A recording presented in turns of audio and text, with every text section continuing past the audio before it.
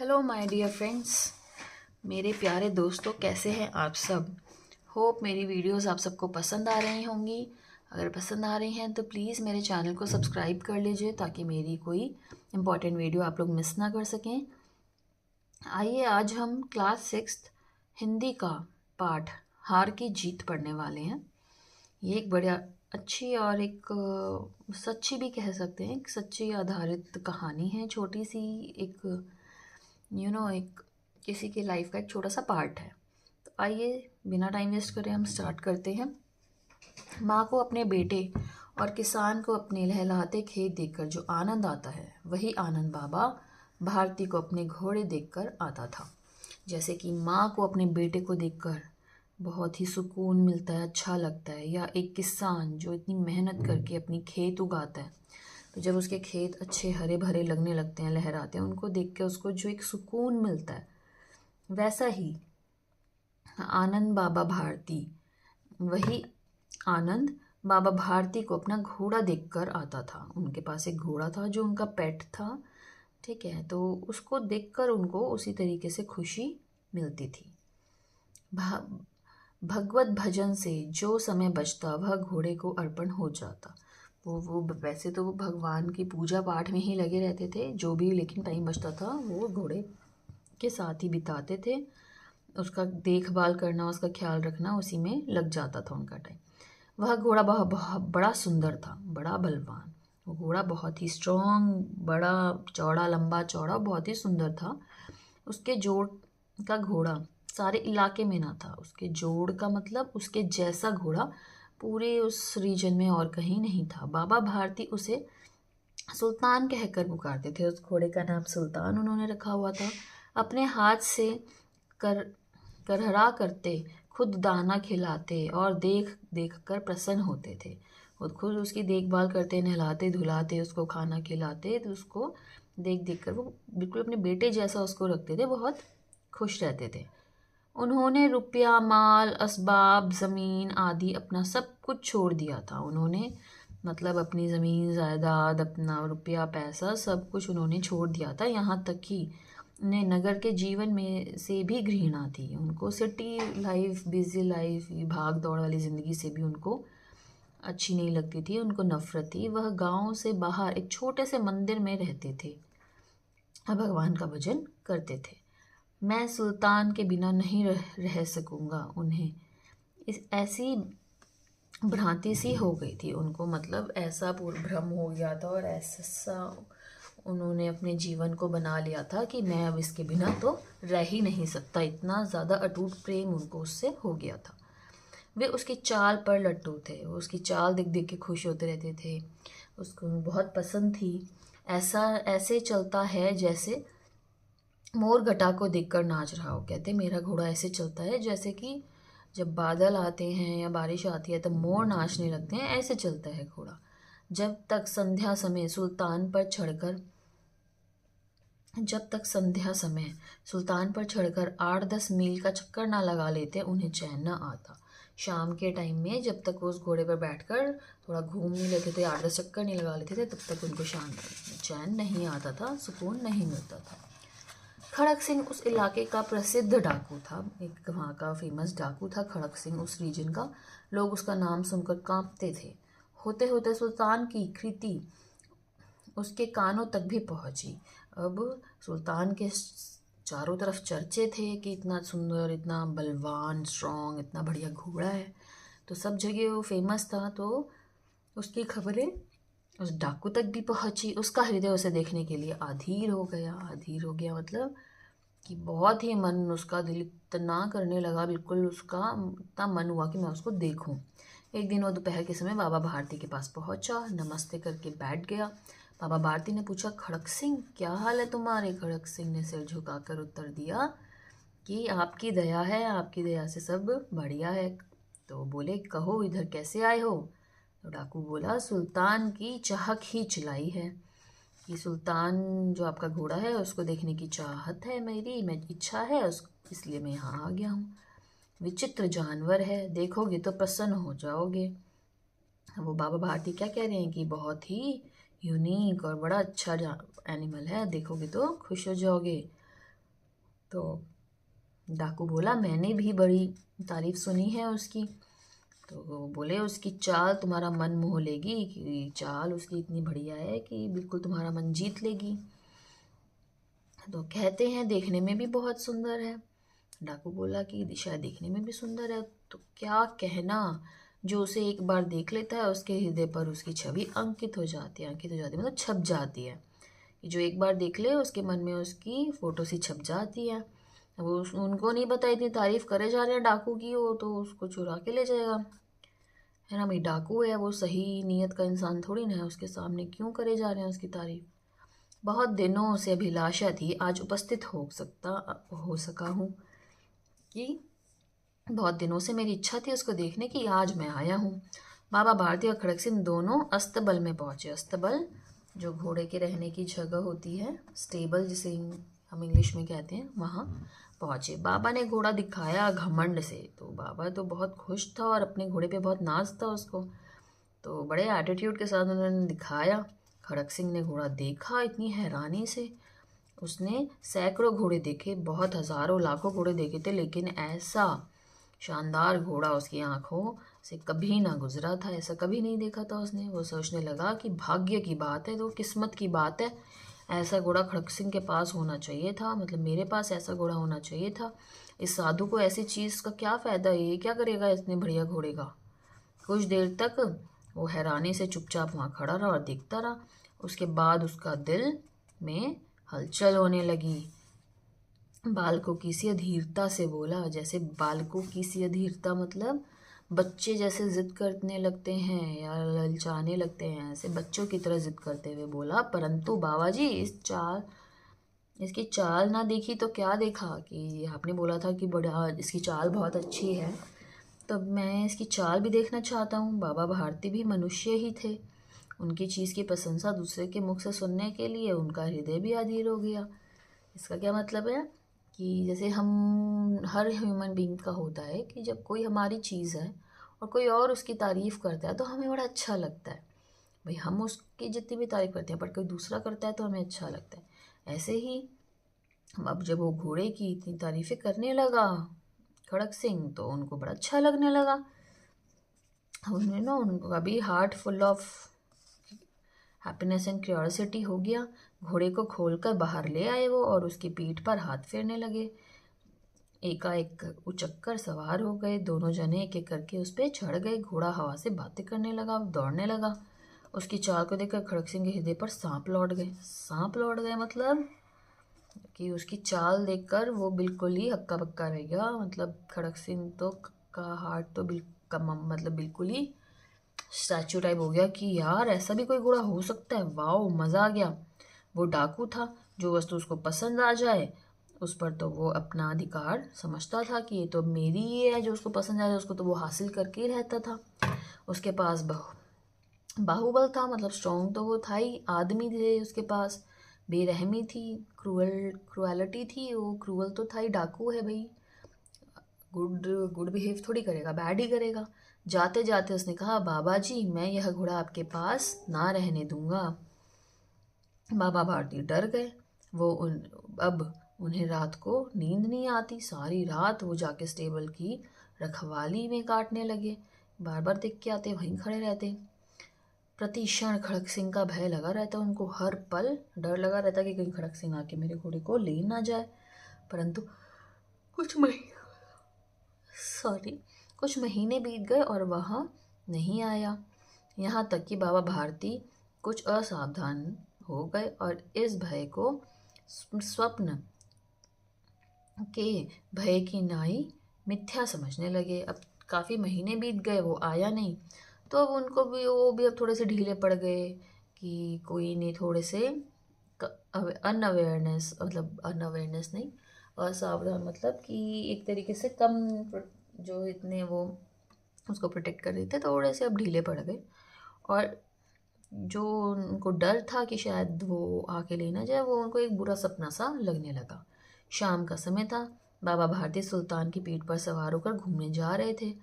इस समय उनकी आंखों में चमक थी, वो खुश थे, हैप्पी थे, एक सुकून था मुख पे। कभी घोड़े के शरीर को देखते, कभी उसके रंग को, और मन में फूले न समा रहे थे। बहुत खुश हो रहे थे घोड़े को देख देख कर।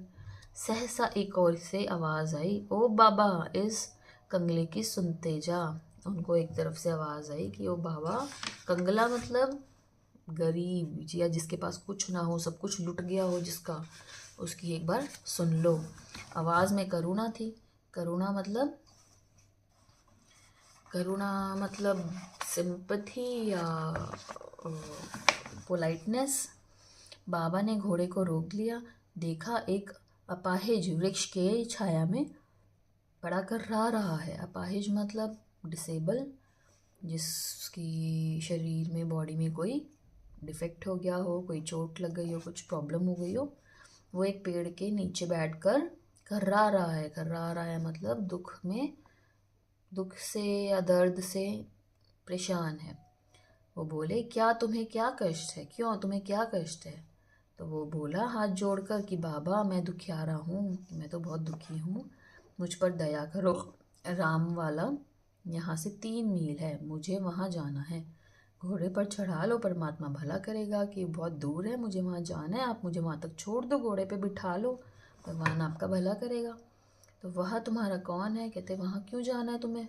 तो वो बोला, दुर्गा दत्त वैद्य का नाम आपने सुना होगा, मैं उनका सौतेला भाई हूँ।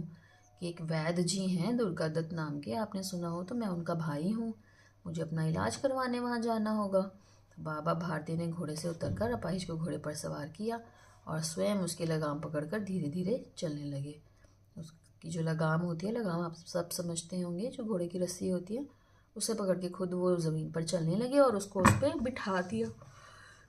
सहसा उन्हें एक झटका सा लगा, बट एकदम से उनको एक झटका लगा और लगाम हाथ से छूट गई। एकदम से एक शॉक लगा और एकदम से छूट गई लगाम।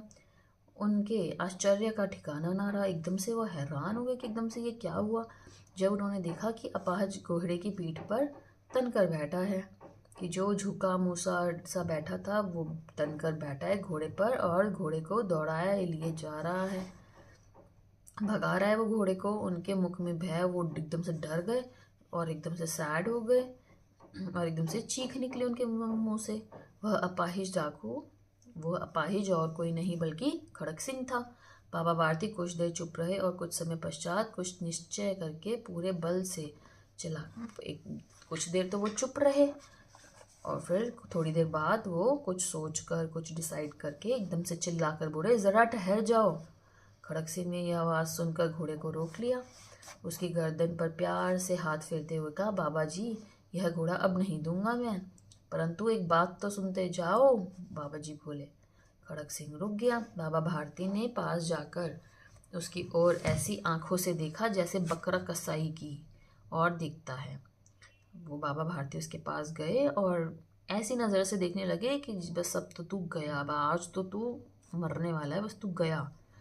ऐसे नज़र उसको देखते हुए बोले, यह घोड़ा तुम्हारा हो चुका है, मैं तुमसे इसे वापस करने के लिए नहीं कहूँगा कि अब ये तुम्हारा हो गया, मैं तुम्हें वापस नहीं मांग रहा। लेकिन खड़क सिंह, सिर्फ एक रिक्वेस्ट करता हूँ, इसे मना मत करना, नहीं तो मेरा दिल टूट जाएगा। बाबा जी आज्ञा कीजिए, कि आप बोलिए तो सही, मैं आपका दास हूँ, केवल एक घोड़ा, सिर्फ एक घोड़ा नहीं दूंगा और सारी बात मान लूँगा आपकी। अब घोड़े का नाम ना लो, मैं तुमसे इस विषय में कुछ नहीं कहूँगा, मेरी प्रार्थना केवल यह है, कह रहे घोड़े का नाम मत लो, मैं घोड़े के बारे में कुछ नहीं कह रहा, मेरी रिक्वेस्ट सिर्फ ये है कि इस घटना को किसी के सामने प्रकट नहीं करना, किसी को बताना मत ये बात, क्योंकि इतना फेमस है मेरा घोड़ा, सब सोचेंगे कि हो कैसे मैंने इसको खो दिया। खड़क सिंह का मुंह आश्चर्य से खुला रह गया। वो हैरानी से बिल्कुल स्टैचू रह गया। उसे लगा था कि उसे घोड़े को लेकर यहाँ से भागना पड़ेगा, लेकिन बाबा भारती ने तो खुद ही कह दिया कि इस बात में को किसी और के सामने मत बताना, ले जाओ घोड़ा। इससे क्या प्रयोजन सिद्ध हो सकता है, कि इसका क्या मतलब है, क्या ऐसा क्यों कहा उन्होंने। खड़क सिंह ने बहुत सोचा, बहुत सिर मारा, लेकिन कुछ समझ नहीं आया। हार कर उसने अपनी आंखें बाबा भारती के मुख पर गड़ा दी। अब वो उसको जब कुछ समझ नहीं आया तो वो उनके फेस को देखने लगा और बोला कि बाबा जी, इसमें आपको क्या डर है, कि इसमें आपको क्या डर है कि किसी को बताना नहीं, उससे क्या होगा। सुनकर बाबा भारती ने उत्तर दिया, लोगों को यदि इस घटना का पता चला तो वे किसी गरीब पर विश्वास नहीं करेंगे और किसी की हेल्प करने की कोशिश नहीं करेंगे, किसी का भला नहीं करेंगे।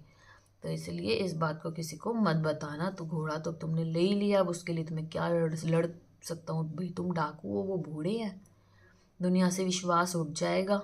यह कहते कहते उन्होंने सुल्तान की ओर से इस तरह मुंह मोड़ लिया जैसे उनका उससे कोई संबंध ही ना रहा हो। उसके बाद उन्होंने घोड़े से ऐसे पीठ कर ली, दूसरी तरफ मुंह करके चले गए जैसे सुल्तान कभी उससे कभी कुछ रहा ही ना उनका। बाबा भारती चले गए, परंतु उनके शब्द खड़क सिंह के कानों में उसी प्रकार गूंज रहे थे। अब वो तो चले गए, लेकिन खड़क सिंह की उनकी बातें अब खड़क सिंह के दिमाग में बहुत ज़्यादा घूमने लगी। वो सोचता रहा, उनकी बातें बहुत ज़्यादा उसको पिंच हुई। कैसे ऊंचे विचार हैं, कैसे पवित्र भाव हैं। उन्हें इस घोड़े से प्रेम था। इसे देखकर उनका मुख फूल की नाई खिल जाता था। कहते थे, इसका बिना मैं रह नहीं सकूंगा, इसकी रखवाली में वे कोई रात सोए नहीं, भजन भक्ति ना कर रखवाली करते रहे, परंतु आज उनके मुख पर दुख की रेखा तक दिखाई नहीं पड़ती थी। उन्हें केवल यह ख्याल था कि कहीं लोग गरीबों पर विश्वास करना न छोड़ दें। तो वो ये सोच रहा था कि कैसी अजीब बात है, मतलब क्या, कितना अच्छा इंसान है, कितनी अच्छी उसकी सोच है, थिंकिंग है, कितना मतलब अच्छा है कि कितना वो उसको घोड़े से प्यार था, उसको इतना प्यार था कि वो मतलब उसको देख के कितना खुश होता था, कहता था कि मैं इसके बिना रह नहीं सकता, रात रात भर इसकी रखवाली में, इसकी प्रोटेक्शन में खड़े रहते थे, मतलब पूजा पाठ भी छोड़ के इसका ध्यान रखने लग गए थे। लेकिन आज आज जब मैंने उनका घोड़ा उनसे छीन लिया तो उनके फेस पे कोई सैडनेस कुछ भी नहीं दिखाई दे रहा। और ये चिंता है कि मतलब लोगों का विश्वास ना उनसे, गरीबों पे से, मतलब अपना दुख नहीं है और क्या लोगों की सोच ना खराब हो जाए, इस चीज़ का दुख है। रात के अंधेरे में खड़क सिंह बाबा भारती के मंदिर में पहुंचा। वो उससे रहा नहीं गया, वो सोचता रहा और फिर वो रात को उनके मंदिर में गया। चारों तरफ बिल्कुल साइलेंट सन्नाटा था। आकाश में तारे टिमटिमा रहे थे। थोड़ी दूर पर गांव के कुत्ते उत्ते भौंक रहे थे। मंदिर के अंदर कोई भी शब्द सुनाई नहीं दे रहा था। खड़क सिंह सुल्तान की बाग पकड़े हुए था, सुल्तान पर उसकी वो लगाम पकड़े हुए था। वह धीरे धीरे उस टेबल के फाटक पर पहुंचा, उसके एक तरीके से गेट पर, और फाटक खुला पड़ा था, वो खुला हुआ था उसका दरवाज़ा। किसी समय वहाँ बाबा भारती स्वयं लाठी लेकर पहरा देते थे। कुछ दिन पहले तक तो बाबा भारती खुद ही वहाँ खड़े होकर एक डंडा लेकर प्रोटेक्शन में खड़े होते थे, लेकिन आज उन्हें किसी चोरी, किसी डाके का भय नहीं है। लेकिन अब वो नहीं खड़े, क्यों? क्योंकि अब जो उनका था, एक ही चीज़ थी उनको प्यारी, और तो सब कुछ वो छोड़ ही चुके थे। अब वो भी चीज़ उनसे छिन गई थी, तो अब उनको किसी चीज़ का और कुछ चोरी होने का डर बचा ही नहीं था। खड़क सिंह ने आगे बढ़कर सुल्तान को उसके स्थान पर बांध दिया। खड़क सिंह गया आगे और स्टेबल में, और सुल्तान को उसकी जगह बांध दिया और बाहर निकलकर बड़े ध्यान से फाटक को बंद किया। उसी समय उसकी आंखों में पश्चाताप के आंसू थे। अब इस टाइम वो बहुत ही गिल्ट फील कर रहा था, गिल्ट के आंसू थे उसकी आंखों में। रात्रि का तीसरा पहर बीत चुका था, मतलब ऑलमोस्ट रात हो चुकी थी। चौथा पहर आरंभ होते ही बाबा भारती ने अपनी कुटिया से बाहर निकलकर ठंडे जल से स्नान किया। अर्ली मॉर्निंग हो गई थी, तो बाबा भारती उठे, बाहर अपनी हट से बाहर आकर नहाने लगे ठंडे पानी से। उसके बाद इस प्रकार जैसे कोई स्वप्न में चल रहा हो, उनके पाँव अस्तबल की ओर बढ़े। अब जैसे कोई जैसे ही ढीले ढाले सपने में चल रहे हो, ऐसे बस उसके पास गए टेबल के पास। लेकिन जैसे ही वो उसके दरवाजे फाटक के पास पहुँचे, उनको अपनी भूल प्रतीत हुई। उनको ऐसा लगा कि नहीं नहीं, अरे मैं कहाँ जा रहा हूँ, सुल्तान तो है ही नहीं। जैसे भाई रोज़ आदत थी, नहा धो के जाते थे टेबल के पास सुल्तान को देखने या उसको उसका कुछ काम करने, लेकिन एकदम से उनको याद आया, अरे सुल्तान तो है ही नहीं। एकदम से उनको ध्यान आया। साथ ही घोर निराशा ने पाव को मन भर का भारी बना दिया, और वो एकदम से इतना सैड हो गए कि एकदम से उनके पाँव आगे बढ़े ही नहीं, वो वहीं रुक गए। घोड़े ने अपने स्वामी के पाँव की चाप को पहचान लिया था। घोड़े को पता चल गया था उसके स्वामी यहाँ आ रहे हैं, तो वो जोर से हिनहिनाया। अब बाबा भारती इतनी हैरानी और हैप्पीनेस से दौड़ते हुए अंदर घुसे और अपने घोड़े को गले से लिपटकर इस प्रकार ऐसे रोने लगे जैसे कि कोई बाप बहुत दिनों बाद अपने बिछड़े हुए बेटे से मिल रहा हो। बार बार उसकी पीठ पर हाथ फेरते, बार बार उसके मुंह को थपकियां देते, मतलब ऐसे ऐसे करते उसके मुंह को, उसको प्यार कर रहे थे। और बोले अब कोई गरीबों की सहायता से मुख नहीं मोड़ेगा, कि अब कोई भी गरीबों की सहायता से पीछे नहीं हटेगा, वो सब गरीबों की सहायता ज़रूर करेंगे। थोड़ी देर के बाद जब वह अस्तबल से बाहर निकले तो उनकी आंखों में आंसू बह रहे थे। जब वो निकले स्टेबल से तो खुशी के आंसू, उनके आंखों से आंसू टपक रहे थे। ये आंसू उनकी भूमि पर ठीक उसी जगह गिरे थे जहाँ पर निकलने के बाद खड़क सिंह खड़ा होकर रोया था। जब अस्तबल से जा रहा था खड़क सिंह घोड़ा छोड़कर, तो जैसे उसकी आंखों से गिल्ट के आंसू ज़मीन पर टपके थे, ठीक उसी जगह बाबा भारती के आंसू, खुशी के आंसू वहीं पे टपके। दोनों के आंसुओं का उस भूमि की मिट्टी पर परस्पर मेल हो गया। एक तरीके से उसने पश्चाताप कर लिया, माफ़ी मांग ली और उन्होंने माफ़ी दे दी। वो खुश हो गए। तो उस धरती पर वहाँ उन दोनों के आंसुओं का मेल हुआ, जिससे पता चला कि ये पाठ बहुत अच्छा था, जो कि सुदर्शन जी ने लिखा था। और एक छोटी सी घटना थी जिससे हमें कुछ सीखने को भी मिला कि हम कैसे अपनी गलती का पश्चाताप करना चाहिए, कर सकते हैं। कभी कभार हमारे मन में आती है लेकिन हम कर नहीं पाते पश्चाताप, है ना। तो कभी कभी हमें रियलाइज़ हो जाता है कि नहीं यार, करा तो गलत, पर अब क्या करें, चलो हो गया। नहीं, हम उसका पश्चाताप हमें करना चाहिए। और बाबा भारती से क्या सीखने को मिला? बाबा भारती से भी उन्होंने अपना दुख साइड में रख के, अपनी पीड़ा को साइड में रख के भी उन्होंने जग कल्याण के बारे में सोचा। क्या लोग सीखेंगे, कहेंगे, जानेंगे, इस चीज़ के बारे में सोचा। ऐसा नहीं उनको दुख नहीं था, सुल्तान से कितना प्यार था उनको, दुख उनको था, लेकिन फिर भी वह लोगों को अच्छी सीख देना चाहते थे और खड़क सिंह को भी अच्छी सीख देना चाहते थे। तो अच्छा चैप्टर था ये। आप सबको कोई डाउट है तो मुझे कमेंट बॉक्स में लिखिए, इसके क्वेश्चन आंसर्स अटेम्प्ट कीजिए। उनमें कोई डाउट है तो मुझे पेज नंबर, क्वेश्चन नंबर के साथ कमेंट बॉक्स में पूछ सकते हैं। I will answer you that. So thank you so much guys, hope आप सबको पसंद आया होगी ये पार्ट। Bye bye.